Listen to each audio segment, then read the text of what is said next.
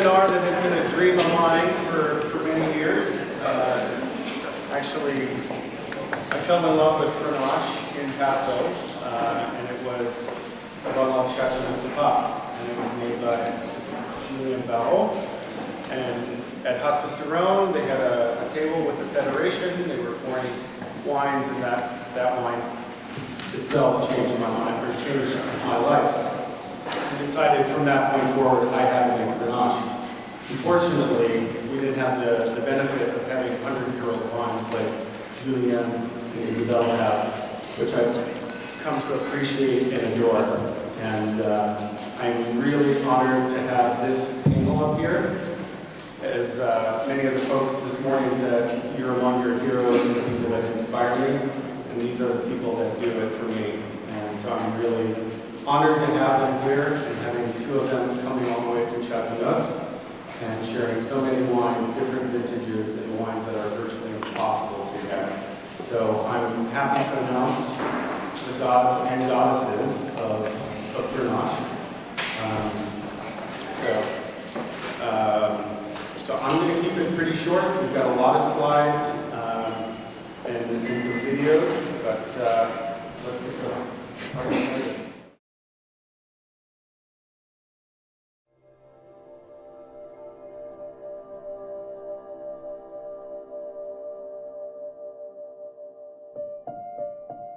It was in the 14th century that Pope John XXII united forever the history of Chateauneuf with that of the papacy.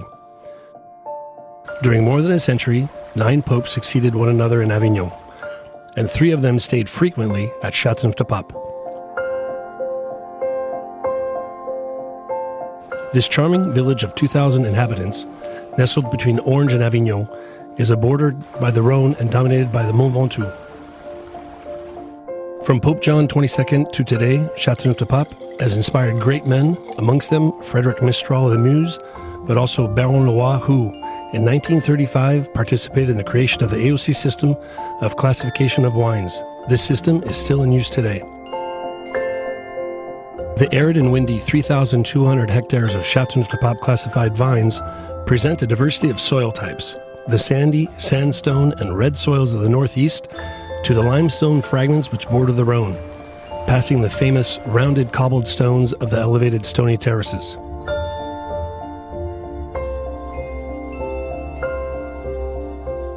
It is the terroir, or soil, which allows each wine grower to participate in the creation of a sunny, complex, and generous wine. At the heart of the Provençal summer, the lengthy spells of the blowing Mistral has a beneficial effect on the quality of the grapes, concentrating the sugars, tannins, and aromas. Chateauneuf de Pape produces 94% red wines and 6% white. The diversity of the wine is also linked to the use of 13 grape varieties. Grenache is often the dominant grape, bringing sugar, spices, and hints of black fruits, as well as an exceptional capacity to allow the wines to age. Mourvèdre brings hints of spiciness to the animal flavors of the Syrah grapes.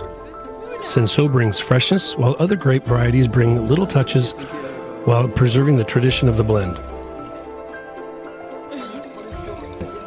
Low yields, manual harvesting, and sorting allow the classification of Chateauneuf de Pape to remain true to the demands of its forefathers.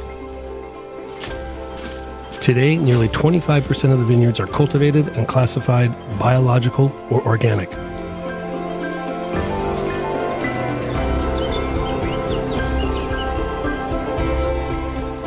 In the silence of the wine cellars, the wines will be refined in the traditional large oak tuns, which bring them balance and aging potential. Sometimes a truffle is hidden at the bottom of the glass. Sometimes it's the spices and hints of leather, which express the maturity of this great wine.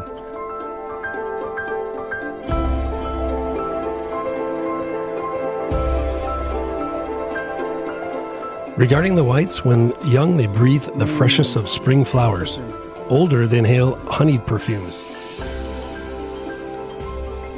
In 1937, to guarantee the bottling at the property, the wine growers created a bottle bearing a papal tiara and the keys of St. Peter. Since then, the bottles continue to show these noble armors. With the passing years, the winemakers knew how to seduce the foreign markets. They favor these Mediterranean wines, which are associated with the French art of living. Today, 70% of our wines are sold outside our borders.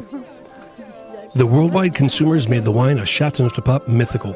Coming from this wonderful terroir, from Tokyo to Manhattan, the new wine markets resound with the same desire to return to the source and origins of taste.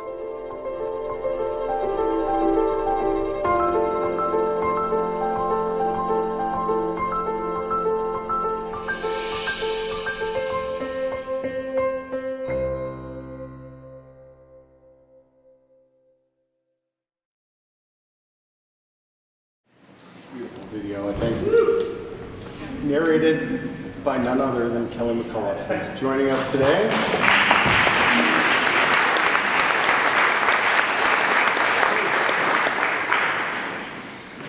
So he's going to give this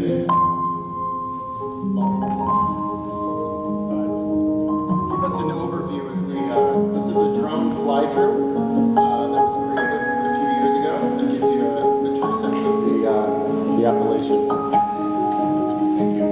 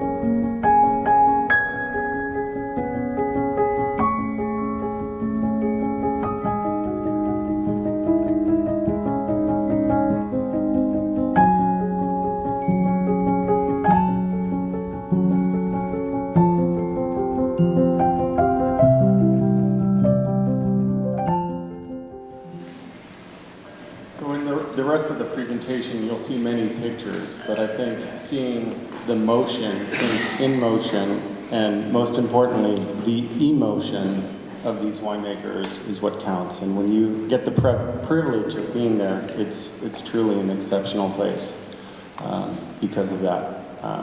And so I am going to turn it over to Kelly, who's going to give us a quick overview of the appellation, and then we'll jump right into the lineup of wines. Yeah, I would imagine that you guys probably know a lot more about Châteauneuf than most people. It's an incredible appellation, there's no doubt about it, and I'm very happy to be here, by the way. Paso Robles is a really cool town, and a lot of great winemakers, and making friends over the years, so it's a great place to be. It's 3,200 hectares, or 7,800 acres, basically, divided up by 13 grapes. You can see on those images there's some great soils, very diverse soils for just a simple, kind of like one spot. It's not really blotched out. You know, it's just one appellation. It's in one continent sitting around the village of Châteauneuf. So you have in that probably 4 miles by 6 miles space. You've got everything from sandy soils to red clay soils to, you saw the galets roulés. the galets roulés, which is our rounded river cobblestones that came from the Alps, which is pretty incredible because the Rhone River at one time used to be 12 miles wide. So it's a pretty fascinating thing. These stones are 100% silica, and they're actually used for thousands of years by the French people to make these cobbled streets. They just break the gallet in half, put the rounded part in the sand, and then you walk over the top, the part that was broken. So there's great soils, and you also have an amazing amount of limestone. We didn't see so many images of the limestone, but it's spectacular, very diversified, and depending on what grape varietal you grow in which soil, you're going to have a different kind of wine. So with the 13 grapes and the 4 primary soils, and sometimes a blend of those 4 soils, you can make some pretty weird and twisted wine. So I'm not going to talk too long because I can be, the Irish, what they like McCall, if you kiss the Blarney, so we can talk all day. I don't want to do that, but I have 3 hugely talented people that know the grape Grenache on both sides of the pond, and I'm going to give it up to you guys, and thank you so much. I'm looking forward to drinking some wines with you.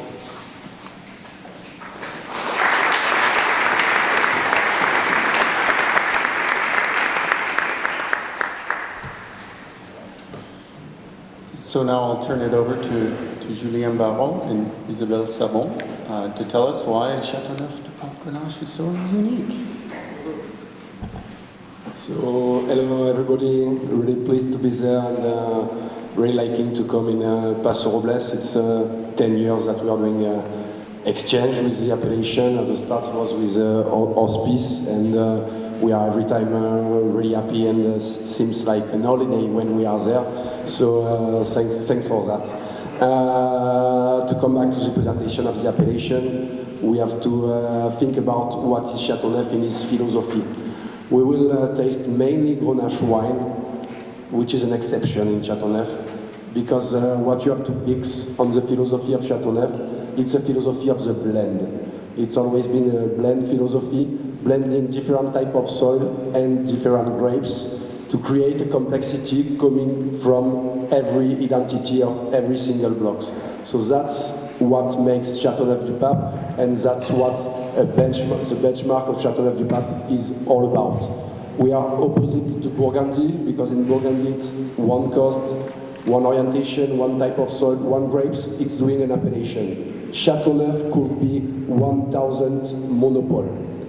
So that's really what makes our wine, our appellation, and what makes also our appellation as diverse, because you don't have one type of Châteauneuf, but you have 1,000 different types of Châteauneuf. I need to read before to speak. So let's speak about what makes our place and our terroir. The terroir is coming from the soil, but first of all from the climate. And everybody knows that, as this morning when it was starting to rain, everybody was really excited about it.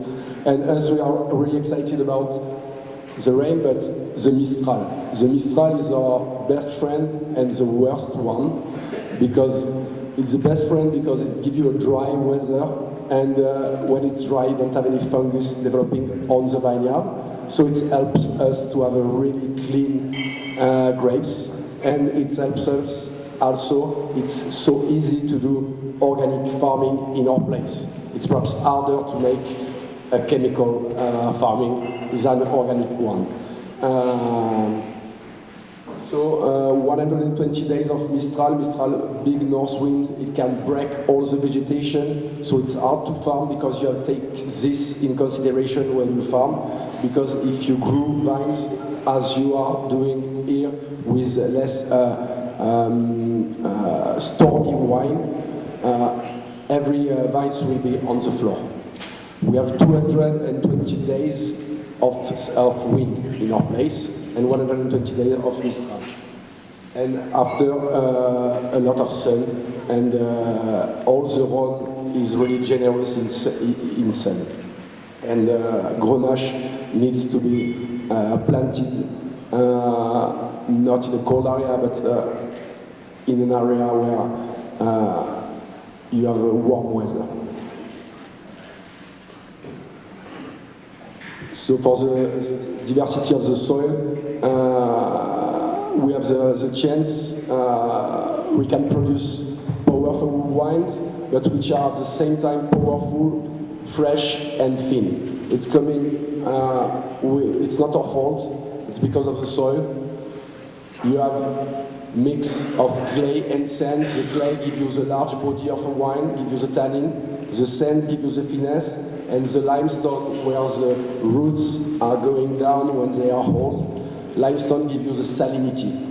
Because without this soil, we could not do any balanced wine.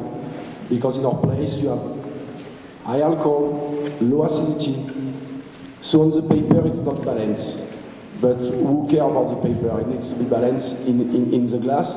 And this saltiness, we are obviously not measuring that yet. We will perhaps in 20 years. But it gives you really what makes the balance of Chateauneuf. For example, we have there's 5 salty lakes in Europe.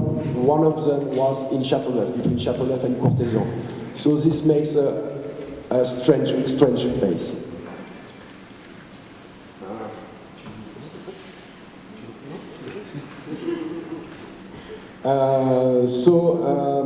So we have a lot of clay. You can have red clay. You can have blue clay. We have a lot of sand, and the sand coming from Miocene, so old sand, which is always under. It can be on the ground, but it can be under the clay. And we have also limestone. We are happy. We are a lot, Isabelle and I too, being happy to take over some serious generation. We would love to plant some 100-year vines, but we cannot. So we have to take over. And to have 100 years old vines in a good mood and in a good health, you need to have at least 4 generations following serious generation. So if 1 year you are farming bad, the vines will not last this time. So and old vines, specifically on Grenache, are giving great results. We called until 40 years old, we called baby vines for Grenache. So it's called a plantier before 40 years old at our place. 30 years old vines, it's called a baby, a nursery vines.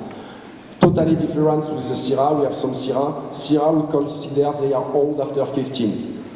So that makes a big difference. And also how we prune with the wind do not allow us to have terrific result in the young start, because we have to grow the vines really slowly, because if we go too high quickly, it breaks and you lost half of the pruning and you cannot prune anymore the way you want. So we have to take care about this.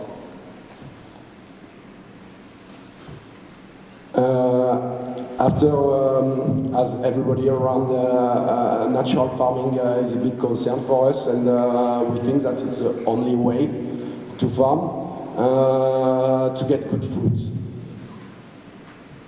So we have the chance, 40% of the appellation is organic, and the rest is not in an organic certification, but in a serious work, and everybody who works the soil and the body is doing 100% chemical obviously, and we hope it will gain percentage in the future.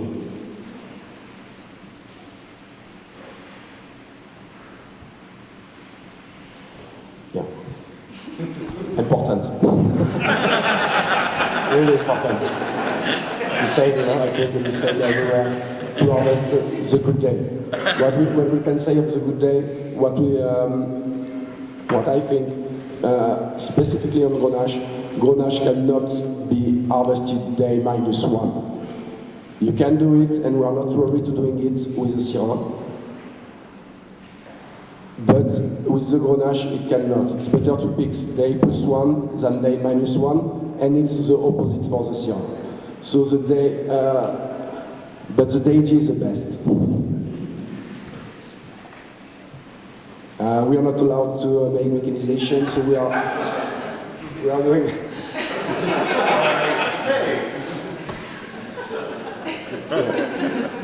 So we don't have a lot of people working. French are lazy, so we have to employ the foreigner for the harvest. Cheap labor. We had Sasha in there doing a stage. What we can say about Grenache, it's Grenache don't need anything. It's a nice grape in the fact that it's giving all what it gets. So you don't need to have strong extraction, you don't need to do too much things. It's got some things in the skin, it always gives to the juice without having a big extraction. So we are doing mostly pumping over, with little pumping over, early in the morning, late the night, and also some tiny plunging, but not in once, but tiny plunging at the start of the ferment.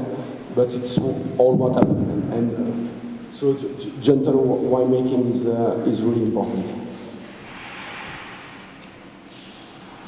We spoke about we should speak distilling. Yeah, distilling. It's things we are doing since 200 years. Distilling. It's not a new technique at all. So some are distilling, some are not. In my case, I distil when it's a ripe stem, and I put in when it's ripe one. So there's really no rules. But when you have the chance to have really old vines and you have a yellow brown stem, it's so interesting to bring in, and it's really coming from the blocks. So adding the stem is quite common in Châteauneuf, and specifically to Grenache, and it helps to the balance because the stem put you back 0.3 degree alcohol if you add it, so that's not a big deal. But it gives you all this noble vegetal. We call this noble vegetal, so some fresh herbs, some taste will give you some freshness. So it's always helping the balance to add the stem, and it gives you your wine more fresh.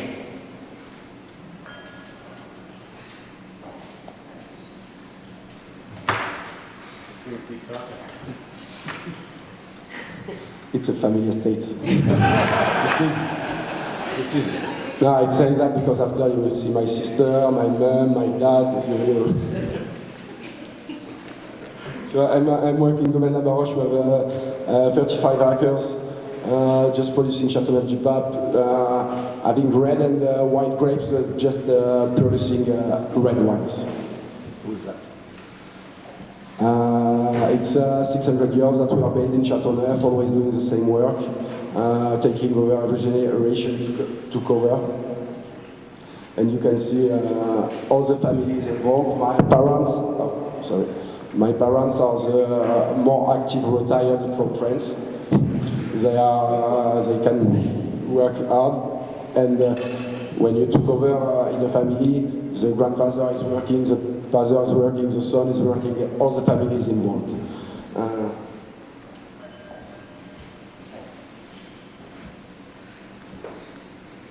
So you have a map from the appellation with all the different type of soil. Châteauneuf is a tiny place, but you have a lot of geological break.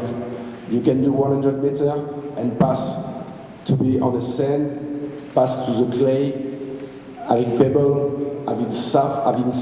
In 100 meters you can have 3-4 change geological break. The particularity of in our estates, we are always on the first coast, leaving the layer of pebble, but it's coast of sand. So 80% of our vines got at least 50% of sand. So in Châteauneuf, the sand will give you the silkiness, the freshness, and not a big body. And the clay will give you larger wine with bigger body, with bigger tannin. So depending where you are situated, you will not do the same wine if you are on clay than sand for sure. Julien, just want to slip in real quick. It's a really cool map they came up with a couple years ago.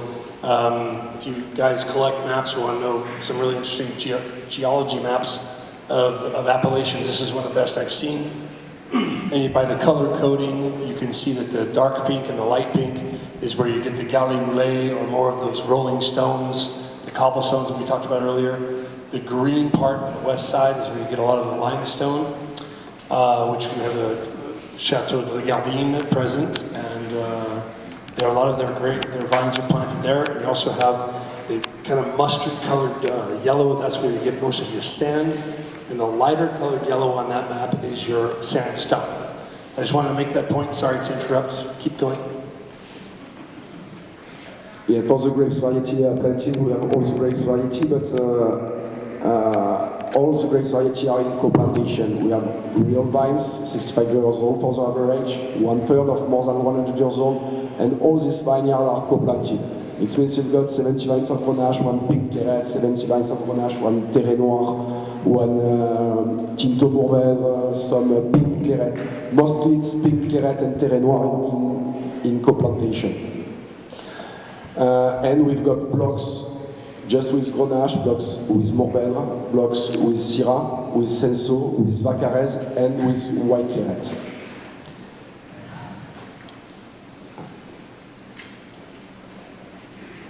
I didn't feel it.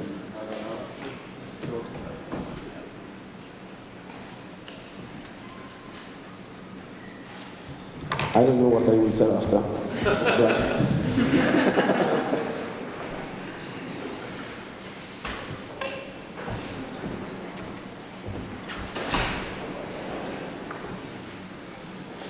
So we will start tasting. We are doing 2 wines on the domain. So the domain wines, which is called Signature, we are focusing on, which is really the benchmark of Chateauneuf. So the works of blending, and with so this is really the philosophy of Chateauneuf. And Pure is not done in a Chateauneuf way, as it's a single vineyard, just 1 grapes, 97% of this grape, because it's co-planted. And it's really to express the singularity of a type of soil, which is called Grenache du Comtat. Grenache du Comtat, it's a sand with a lot of iron on it, so it's red sandy soil.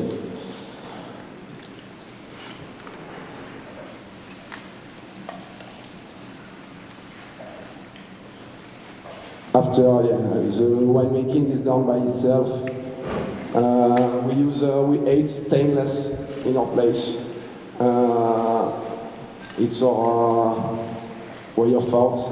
Some people love it, some people hate it, but we always been using concrete, and we will never change this, because we think the concrete is the best material to do the vinification. So most of the cellars are in concrete. And the aging is done for the first wines. It's done just in tank, so no wood at all, just tank. We call this acier émaillé, so it's a tank in iron. We cannot find any more tank like this, but it's totally natural. And the second one is aged in old food, 80 years old barrels of 3,400 liters. But in 2010 we did not have enough juice to fill it, so we aged in tank. But Grenache don't need anything except a good farm and a good soil. So let's start. Cheers. Cheers.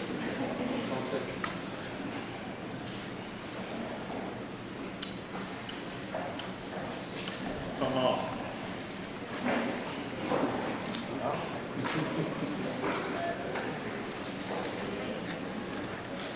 So to speak about 2010 vintage is a vintage which is for us the one who gave us the most of satisfaction. He's still really young. It's all what we were looking for, to have fruit, to have concentration, to have freshness, to have spiciness. It's still a bit tight because it will need to age, but it's a vintage we dream to have again before the end of our life, a vintage as 2010. And we hope that 2010 vintage will appear.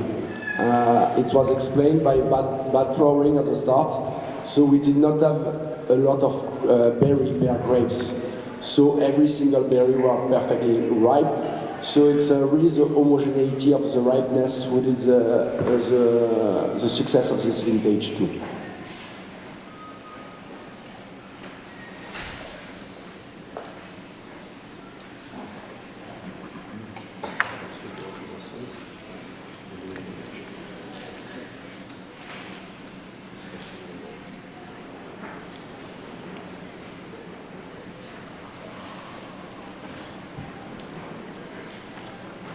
We have a question. Kelly, where did you get the mic over here? Or just repeat this question. Production level? We produce between 3,000 to 5,000 cases. And how much is pure? Pure around 400. It's a 1.6 hectare blocks for the pure, and we use just 1.2 hectare of these blocks because the remaining go in the domain. So it's but it's 100 years old vines which is giving fruit. I mean, we are not been lucky with the yield the past few years, and we are looking for a good one, up in 2015. But 100 years old vines is not a vineyard which is dying and not producing fruit. It's a vineyard which is doing its job. Every single vines get 6, 7 grapes. So it's doing a good yield at the end. And if a vineyard is doing, for me, if a vineyard is doing, I don't know, half a ton per acre, it's not a great vineyard. It's a vineyard which is dying, and you need to replant. So some people are, it's not a run of the low yield.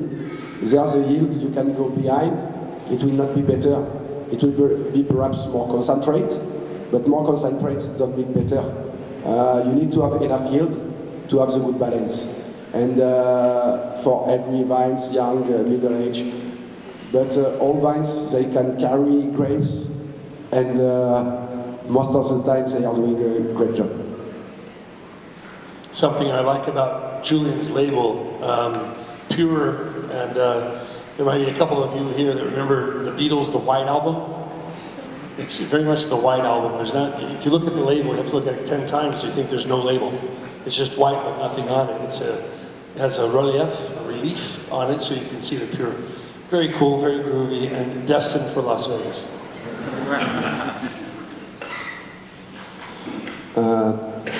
2012 is a tiny brother of 2010. 2010 was less tanning than 2010, which was quite tight. But it's a really elegant Aryan vintage we like to work with.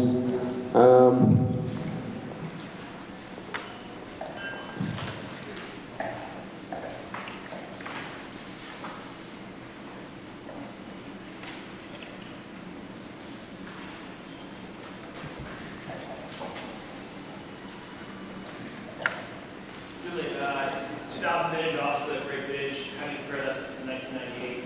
Kind of one that lasted 60 years. 98? Yeah. I was not born.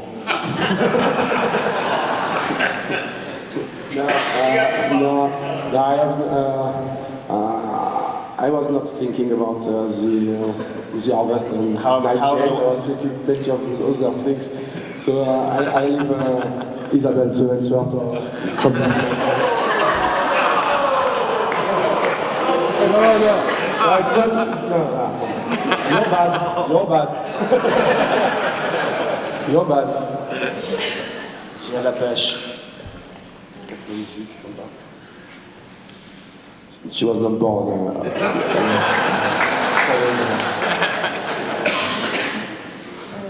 98 for me, it's different.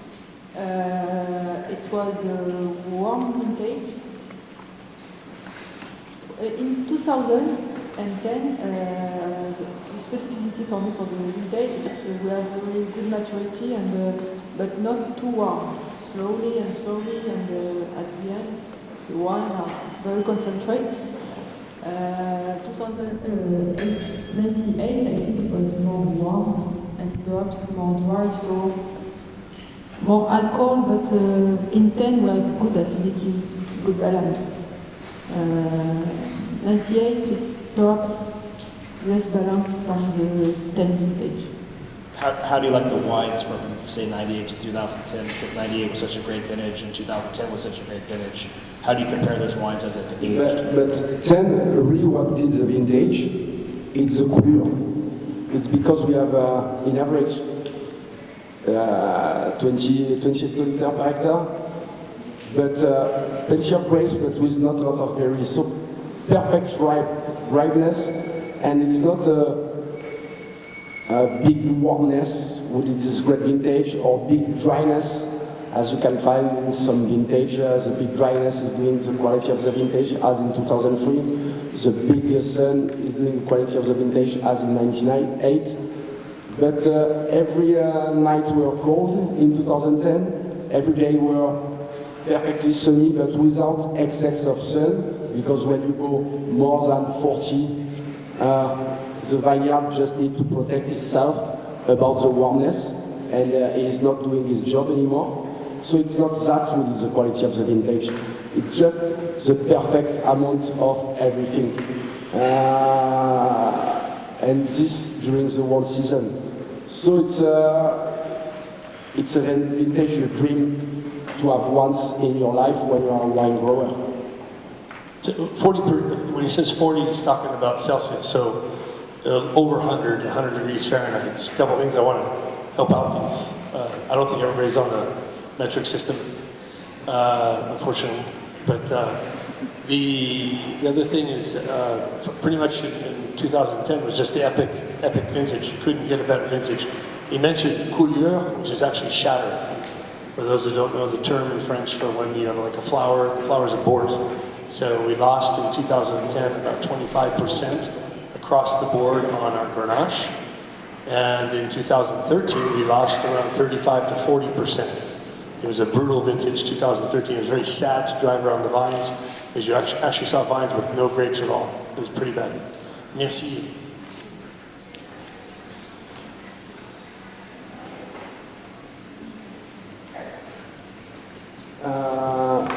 We will taste after 2011. 2011 is a solar vintage. As 2009, 2007. So yeah, I classify vintage in two types, really, the fresh vintage and the solar one. And 10 and 12 being on the fresh vintage, 11 being on the solar one. And the texture, the aromas on the warm vintage and on the solar vintage are totally different than in a fresh one. It's a blend, it's all question of blend. Green wines, Grenache, a lot of Mourvèdre, some Syrah, some Senso. We had some white grapes too, with the white claret and pink claret, because pink claret and white claret are for us one of the best grapes, because it's the grapes who give you all the floral character. It's really elegant grapes, the claret. First, it's elegant to farm claret, because it's the nicest viewing plants you can have, and it's elegant also in the glass. And for the soil here, we are mainly on sandy soil, but we have got also some clay with pebble for the Senso and for some Grenache. And also we've got some mix of clay and sand. It's aged separately. Grenache in food in tank, Syrah and Mourvèdre in demi-muit. Demi-muit is the unit in Châteauneuf. We quite never use barrels. 228. We use always 600 liter, and we like to use them used, because on Grenache the barrels is eating the acidity, and as we do not have a lot of acidity, Grenache aged in barrels in our place are just a woody taste, and they cannot afford due to this low acidity, they cannot afford aging in barrels in our place. So we need to be careful, except some rare exception. It's the case for every single vineyard in our place. And a part stay in tank.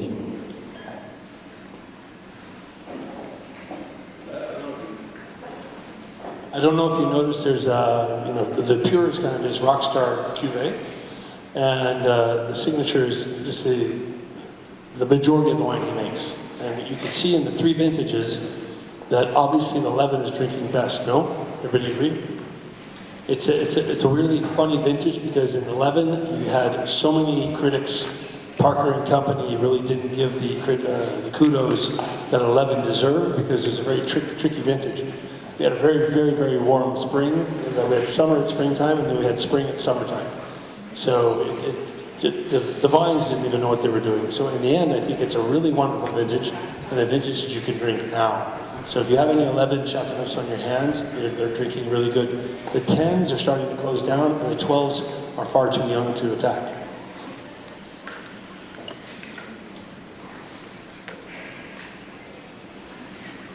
So now I will speak about Domaine La Jeunesse. Come on.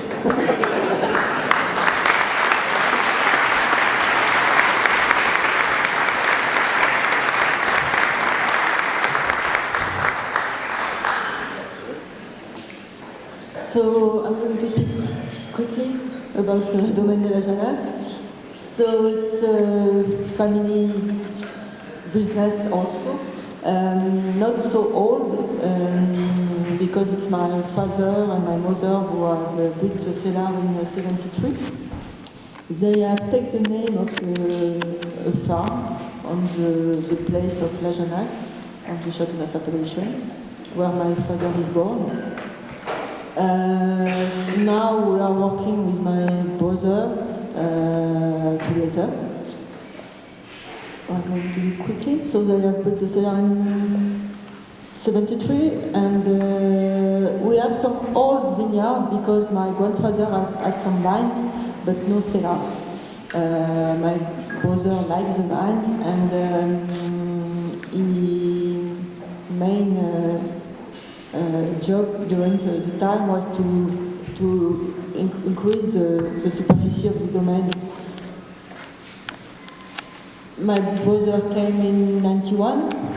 After his study, and me in 01.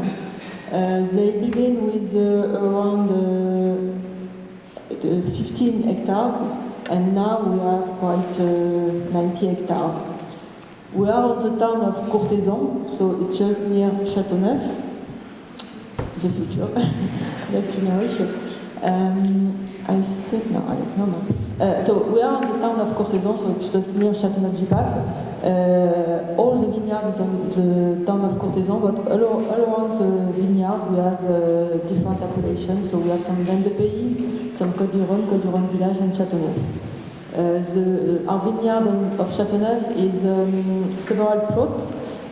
Some on the north limit of the appellation and the north limit of the town, and some on the south. So we have different plot and different variety of soil, as we have seen with Julien. We'll see after with the different cuvées. We begin with the 07 vintage. 07, so it's for us it's easy vintage to work, and good vintage because we're very good quantity, good yield, and it's not often we have we are so lucky to have quantity and so good quality. So it's exceptional vintage. The summer was very hot and dry. The last we had since 20 years. We have a very good weather during the harvest, so the wine are very concentrated and not too dry because we have a rain in September, so it was the lucky rain to have the good maturity. good yield and very good maturity. So it gives a very powerful wine. We taste the regular cuvée called Tradition. It's a blend of several plots on the north and the south of the appellation. It's mainly Grenache. We have mainly Grenache on the domain, so it's 80% of Grenache with a blend of Syrah and Mourvèdre. So terroir, it's several plots. So we have some soil with clay, rollstone, but also some sandy soil. And as Julien told, it's interesting to have a mix of this kind of soil to have a good combination. You have some soil which give a lot of concentration, but some other soil with more sandy soil, a lot of finesse and elegance. And I think we are lucky with our terroir because in Châteauneuf, it's compared to say the Côte du Rhône, we have not very far from Châteauneuf. It's the only place we can have at the same time a very good concentration with a lot of finesse. And it's not always easy on the last vintage to have the finesse because when you have very concentrated and dry and warm vintage, it's sometimes complicated to have a lot of finesse, but you can find some and it's the best balance for the wine, I think. So for the vinification, so for the Grenache, we do the alcoholic fermentation in concrete tanks. We only use concrete for the Grenache, and then we age in big foudre or demi-nuit. And for Syrah and Mourvèdre, we have 4 oak tanks, but all the oak tanks. So we do the alcoholic fermentation inside, and then we age in barrique, but not very small quantity of new barrel. So you can taste the also very. Does everybody know what a food is? Foudre. Yes? Everybody knows? Okay, good. Well, Neil, we have an Englishman in Châteauneuf today, and he has a great term for the food. He calls them a BBB, bloody big barrels. So we're talking around 5,000, 4,000 liters in these barrels. So this is what she means, foudre. There's no new oak. These are very large vessels, very, very large oak tanks, if you will. Demi-Reed, which is a puncheon, for those who use the term. Some use puncheon, some use demi-Reed. I just have to help. So then we have the 13 vintage. 13, it's more classic vintage, but with a very small yield, because we have a lot of rain during the spring, and so a lot of coulure on the Grenache, and Grenache is a variety, we can have a lot of coulure.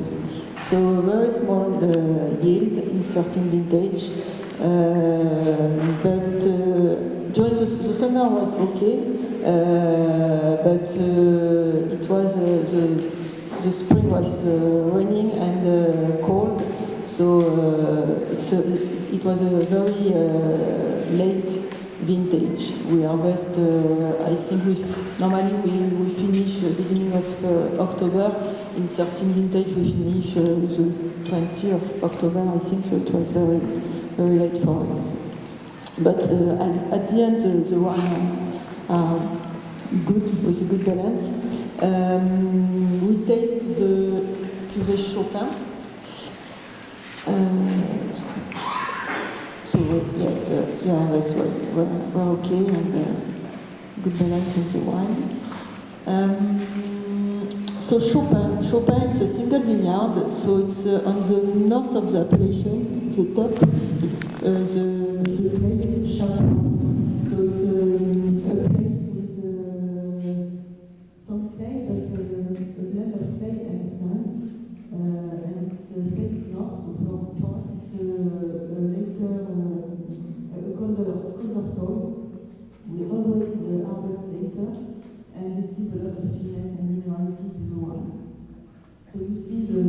the map are different vineyards on the town of Courtezan, on the east part of Châteauneuf appellation.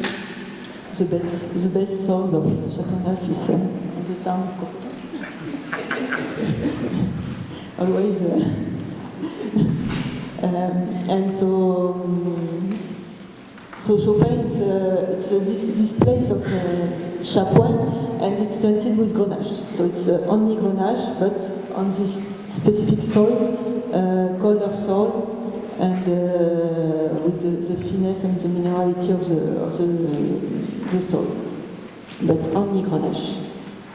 And all Grenache, 70 years old Grenache. So you have the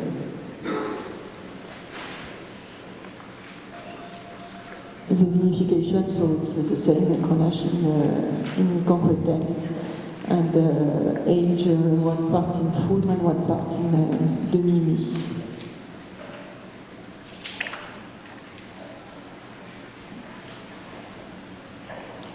Then we have the 12 vintage. 12 vintage, for me it's a great vintage with very, very good balance, good maturity, but not too much alcohol, very good balance and very elegant vintage. We have a very nice spring, nice and warm. Summer was dry and hot, so the good condition to have a good wine. And just rain at the end of August, and one during the harvest. So it was a perfect weather to have a good quality of wine. Not too warm, so not too much alcohol. And I think it's important now to have good balance wine you have to drink and to drink. So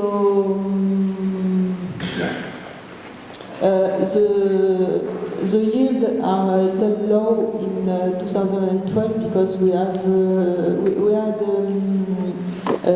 very cold weather in February. It was very cold. It was -5, -8, and with a lot of wind. Very, very cold weather. So we have some days on some vineyard. So it's why we have some long yields. It's on the 12 vintage, it's cuvée vieille vigne. So vieille vigne, it's 4 different parcels. One in the north, like Chopin, so a colder soil, but 3 on the south, with more clay and roll stone, so warmer soil. So vieille vigne, it's always more body, more structure than the Chopin. It's 12 vintage, it's good balance, but it's often more structure. So vieille vigne, it's mostly Grenache also, 85% of Grenache with Mourvèdre and Syrah. The same vinification, quite like the Chopin, except on perhaps on the Mourvèdre and Syrah, in the vieille vigne, we age we age the Syrah Mourvèdre in barrel and one part in a new barrel. We do some new barrel. After it's quite the same.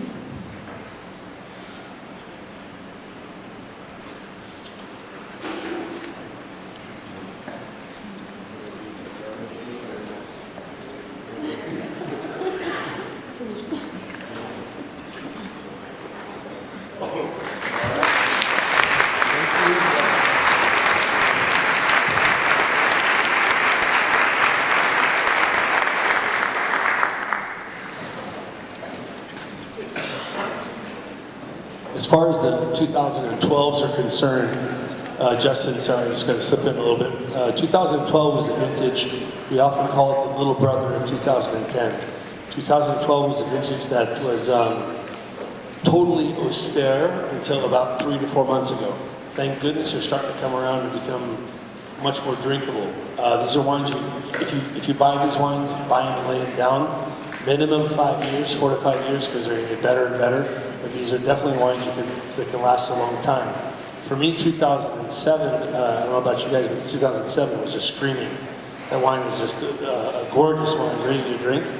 And you can see the lightness and the easy, like, drinkability, almost Pinot-esque style of the 2013 Chopin, which is the 100% Grenache. That was kind of a neat little gamma or range of wines. And Isabel, I'm very proud of you. Your English is so much better. So fantastic. Bravo.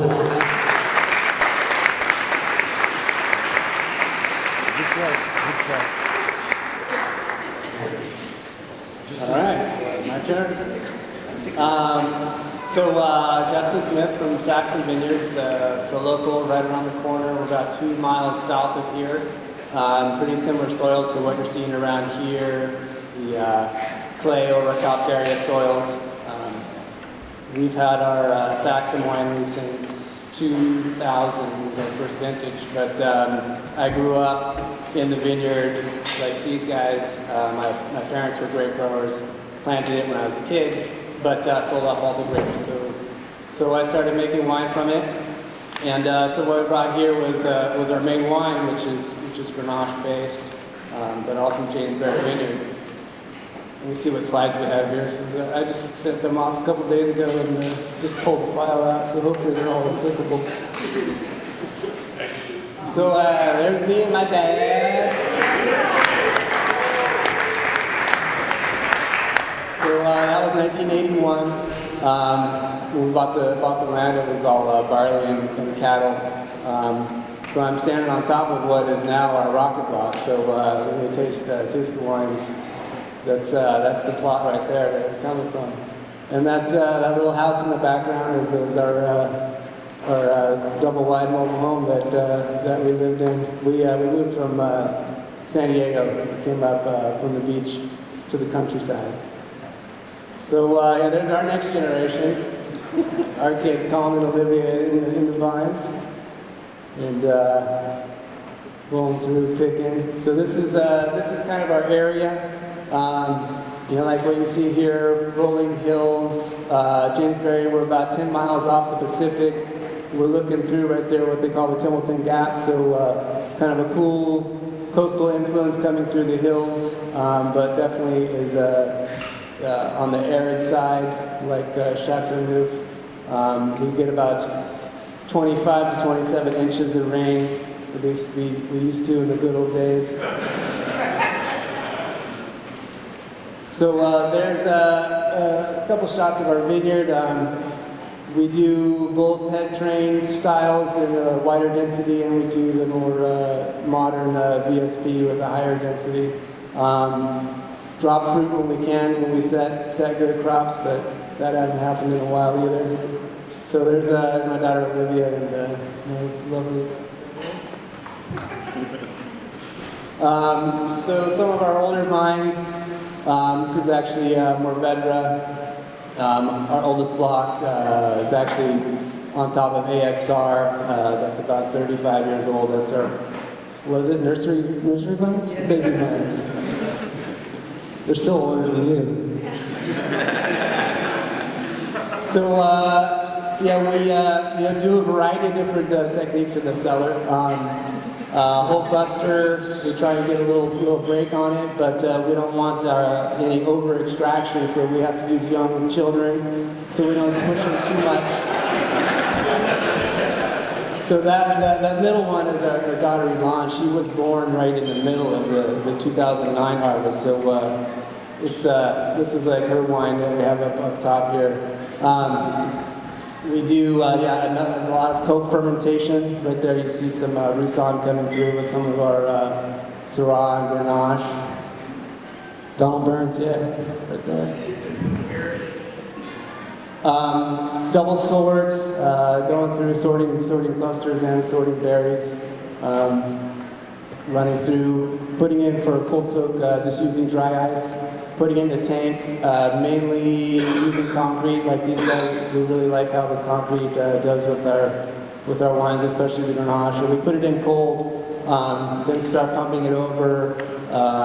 Usually let it or almost always let it start by itself, which usually ends up being 6 or 7 days. And then, depending on the lot, we decided whether or not we want to inoculate it also. So like 2009, which was the riper vintage, those lots typically got inoculated after they started, where 11 was not quite as ripe, and all that's 100% native. So yeah, those are our concrete fermenters here.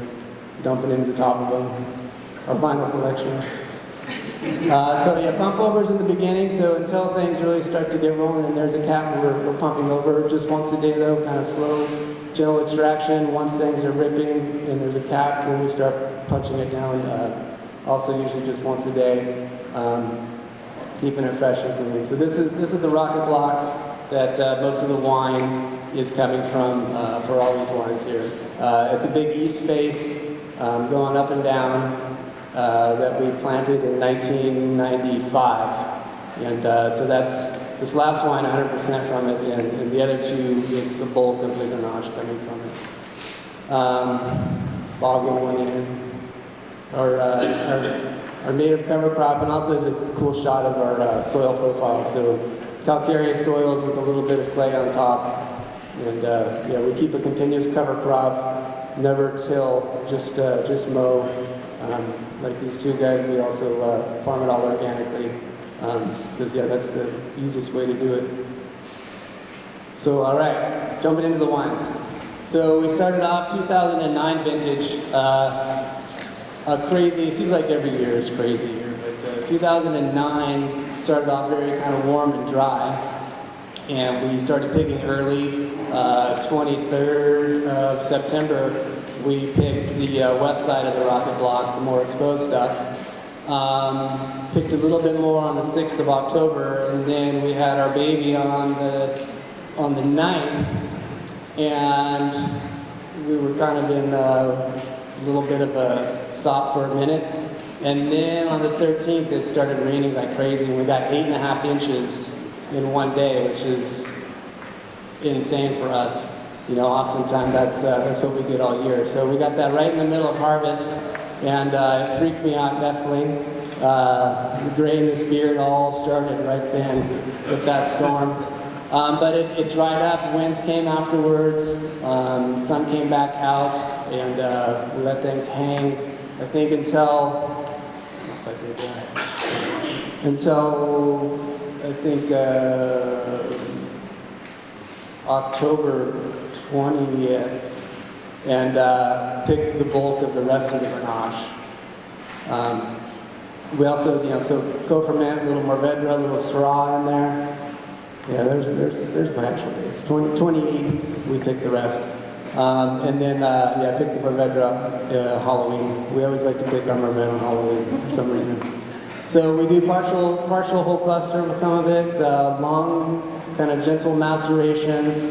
And this 2009 was also the first year that we started aging in concrete also partially. So this one saw one big concrete vat that we bought to age in. And so it ends up being about a quarter of the overall. And then the rest are mixed barrels. We use a lot of the 400-liter puncheons, with a good dose of that being new, but on the gentle side of new oak. Yeah, wrapped once and bottled up after, I think, 20 months. So it's interesting how ripe this was for getting such a big amount of rain in the middle. It's kind of interesting. It was brand new for me to see what happens with the big rains come.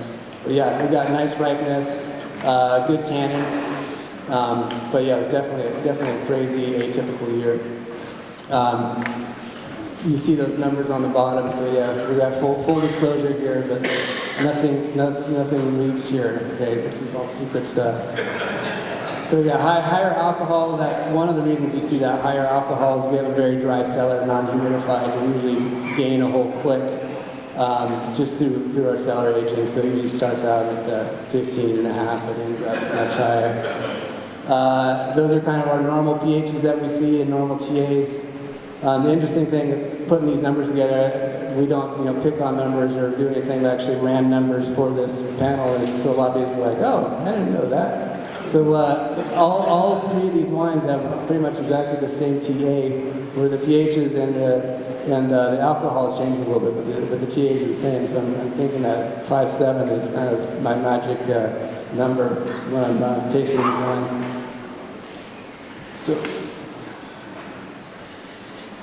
So yeah, next one, another crazy atypical vintage for us. 2011 was the coolest year we've ever seen.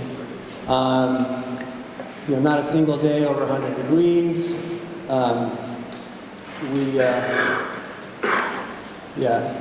Very 2009, and all three of these actually are completely dry farmed. So no irrigation was given to any of these rainy seasons. So yeah, the 2011 more whole cluster. We found that definitely the cooler vintages we like to do a little more whole cluster, kind of highlight the savory, spicy side of things. But typically when we do the whole cluster, we like to do a longer maceration to kind of smooth out those tannins a little bit. But very similar in its upbringing and the concrete and the puncheons.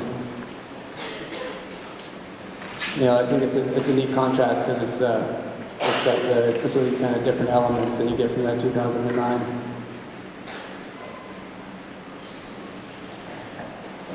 Also this wine has the highest pH, and I think that's probably due to the fact that it had the most stems, dropping out some of that acid, because it was the loose ripe of the 3-2.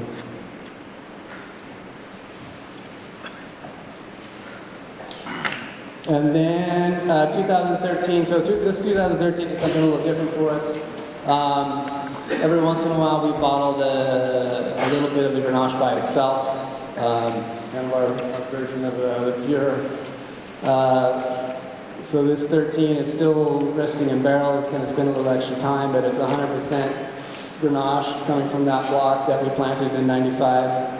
It's actually the lowest portion of it, picked on.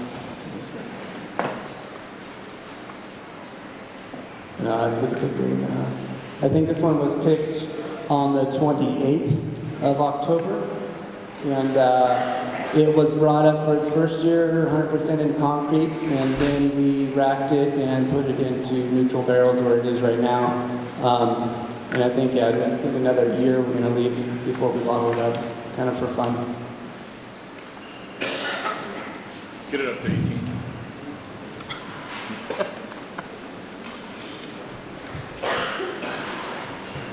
So yeah, it makes up, this portion makes up the bulk of the other two, but yeah, it's fun to keep it out by itself, kind of highlight. But it's not often that I feel for us Grenache does well by itself. It's usually benefiting from some of that Schrock that we blended in. It takes kind of that perfect season where it's a long season but not too hot, and we're able to pick it when it's truly ripe. A lot of the times with our Grenache, what we're finding, this block when we planted it is actually on the old clone that is just called Clone 1, and it's fairly focused on production and also I think on sugar production. So it tends to make a very high sugar and low pH wine. So it's not often we can hang it long enough that we actually start to get the acids to come up, and we start to get the right flavors. So oftentimes we're putting in the Mourvèdre because we still have tons of acid in our Grenache, and we're trying to drop out a little bit of acid. So I guess that's the end of my show.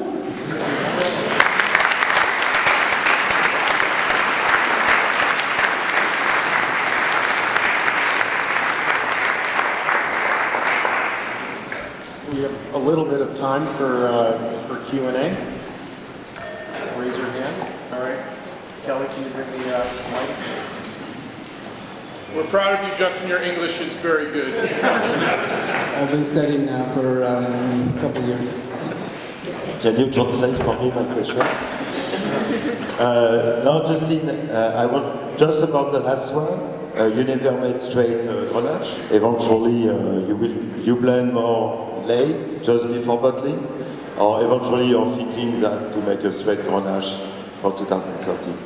This one we're going to leave by itself and bottle it by itself. Yeah. So we did one in 2005, a pure Grenache by itself, and it seems like, I don't know, maybe because we only made it once, but it's one of our most popular wines. So we're kind of bringing it back, doing a single bottle, and I think it's just going to happen once in a while. But yeah, we do this pure by itself.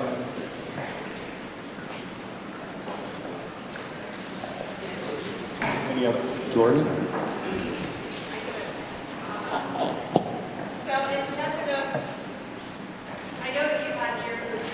In Chateauneuf, I know you've had years with bad set in Grenache, Coulier, or however you say it.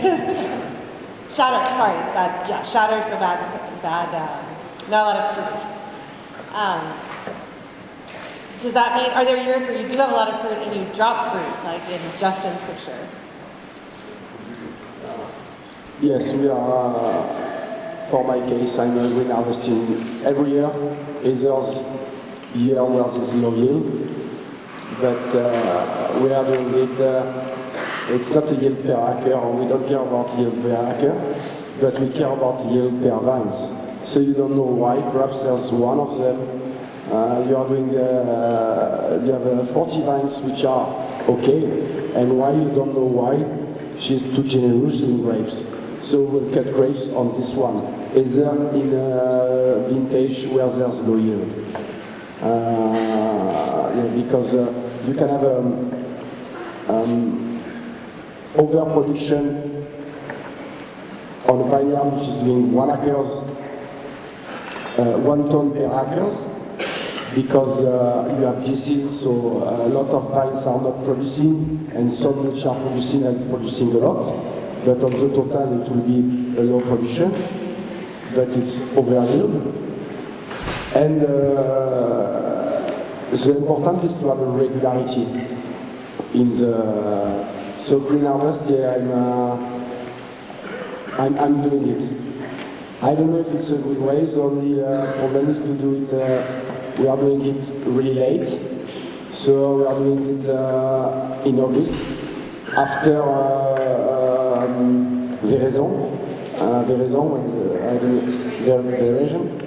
after Veraison, because if we do before, our grapes are too big, so it can create disease if you have a rain before harvest, it can break the grapes, and so it can be a terrific operation, green harvest, if you're doing it the right time, but it can be the worst operation if you're doing too early. Right, we say the berry expands at a certain point, we want to do it after, so.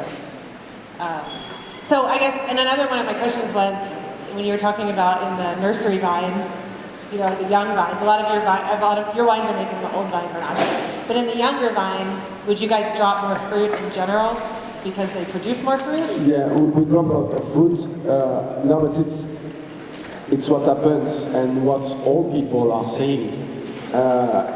All people are saying that it's like this. After it's been explained that we have a lot of Mistral, so it's quite impossible to have vines of 10 years old this side. Your grapes here after 10 years old are at the good eye from the soil. Us at 10 years old, the grapes is still 10 centimeters of the soil. So this makes a big difference. I'm not telling 40 years old vines Grenache are nursery vines everywhere. Sure. But in our place, it's how it works if you prune the way we use.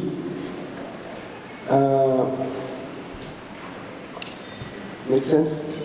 And that's why I was telling, we link, because we are not allowed to link Grenache, but we link Syrah. So there's link, it's Cordon de Roya.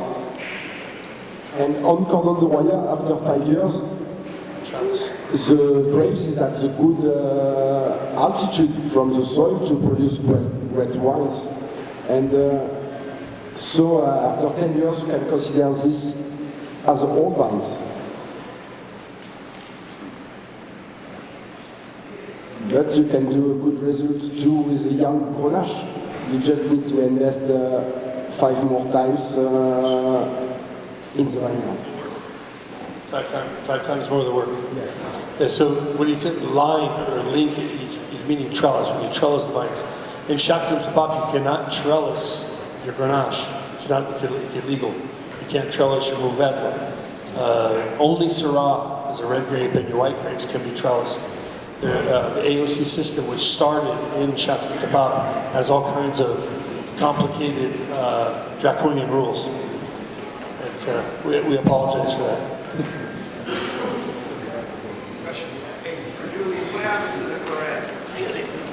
So there's a question around what happens to the claret.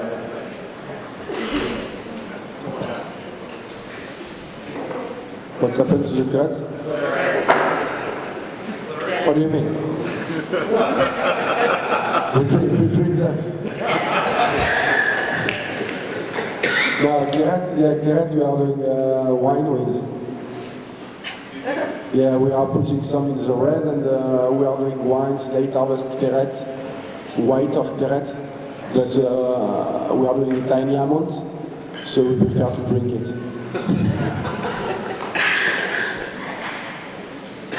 It's one of the rarest bottles of Châteauneuf you can find because he never sells it. Any other questions?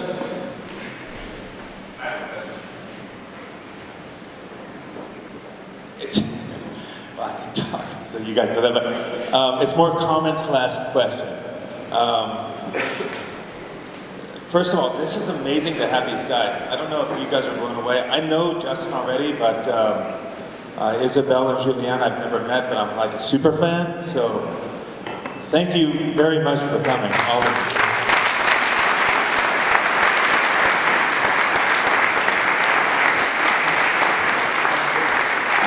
I try not to get too starstruck. Had 2007 James Berry, drank one with Lotto, right on release, drank the other one watching a basketball game by myself. I would be out of debt had I flipped them and waited, and my wife would be a lot happier with me now, so my bad. Drank the 2007 Grenache Kentucky Derby weekend. This was the old vine, the Villa Vigne. Unbelievable. Michael was with me, so thank you, Isabelle. I've been a Grenache fan for a long time. One of the most monumental wines I've ever had, not to put any other wines in the back seat, was the 2005 Pure. Had it at a fancy friend's house. They had a bunch of wines open, and I'll never forget the moment that I had that. It was a big table. We had Harlan, and we had much cool guy things that I can't afford. He had that bottle, and I thought it was, to this day, one of the best wines that I've ever had in my life. And I don't know if you guys agree, or Julien, you agree, but can you speak about that wine just a little bit and what made it so extremely special? 2005 was a good vintage, so we had a good weather, good blocks, and we take care about it well. That's nothing special, just the chance to have a good weather.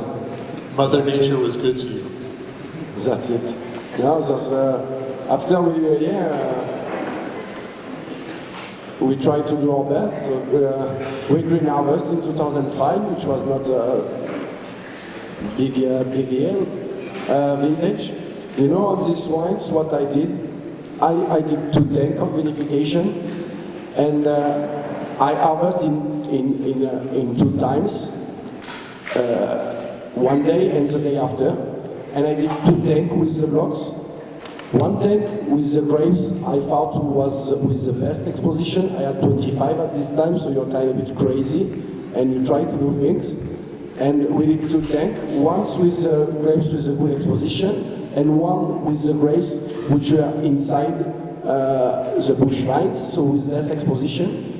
thinking that one tank will be beautiful and the other one will be less good. So trying to do the best. And at the end, the tank I was selecting to do the best was less good than the one I was putting out. And so we decided to blend after because it was not... so I'm going on the other way, and that's the only answer I can give. But what we have to think about in Châteauneuf, specifically in 2005, 2006, 2007, we do not have to, in a generous vintage of sun, we do not have to put out leaves. And it's better if we could buy leaves to put back in the vineyard in this type of vintage, it will be perfect. So putting out leaves could be really dangerous in our area because it burns the aromas and it burns the flavors. You could not have any more fresh fruit and you will have a raisiny fruit. So it learned me, this vintage learned me that non-exposition grapes sometimes are better than great exposition place, and that we have to take care about green works in our area. And on some other vintage, we have to do it. In 2008, in 13, you have to green works, you have to put out the leaves. But in the other case, it's a bad thing to do it.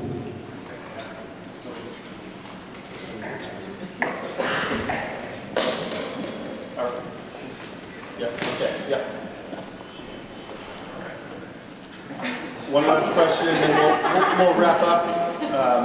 I was just told that we were a half an hour over, so I just wanted to... Half an hour? That's what I was told. No, it's not a question. It's just to, I want to share with you what you just said, you know? What do you want to share? What you said about the 2005. And so what you thought would be the best was not the best. And somewhere I live exactly the same experience, you know? Sometimes trying to do the best, you think you will make better wine, and at the end, by accident, you do differently, and you discover that the result is even better. So that was just my comment, but somewhere, that's it. Thank you for sharing. All right.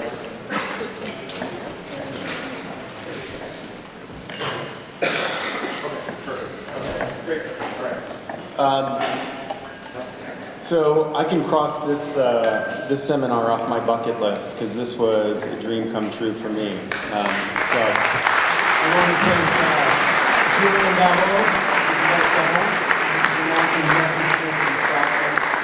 for showing us what Grenache can bring, seeing the power of Grenache, seeing the finesse of Grenache, but also seeing how it can be a key component in a blend and an essential component, in the blend. And as Angela said this morning, it's one of the most graceful wines that there is, and I'm so grateful for that.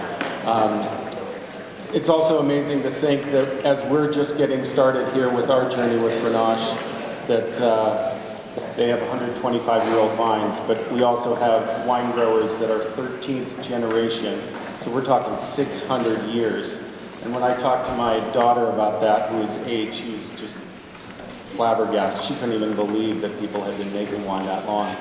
But thank God they have been. So I want to thank and honor the gods and goddesses of Grenache. And thank you for being here. Yes.